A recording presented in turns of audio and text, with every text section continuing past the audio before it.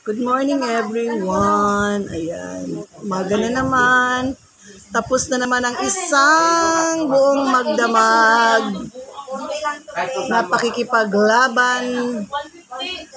Ayan, kumusta na ang lahat? Ayan, mag-uumaga na. Medyo sorry na yung background ko.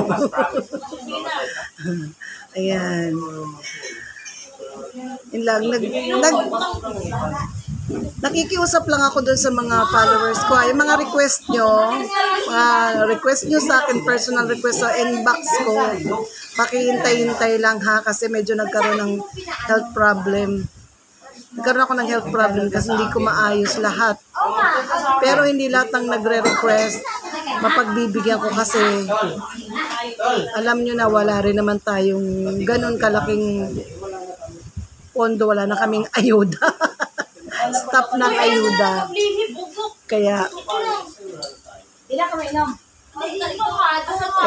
medyo pasensya na lang muna. Ayan. Ang good news lang kasi okay na yung ano ko. Okay na yung health ko. Ayan. Okay na yung health ko. Wala nang problema. May peace of mind na. Kalma na. Kalma na guys. Kaya thank you Lord dahil wala akong masyadong problema na. Problema sa health. As in, good na yung health ko.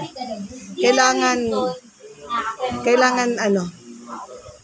kontrolin ko na lang yung mga bawal para hindi ako umabot sa ganun. Pero normal. Siyempre, hindi na tayo pabata kaya dapat monitor na natin yung health natin. Talagang monitor natin. Hindi lang ako, lahat tayo dapat nag-monitor sa health kasi hindi tayo pabata. Yun lang guys.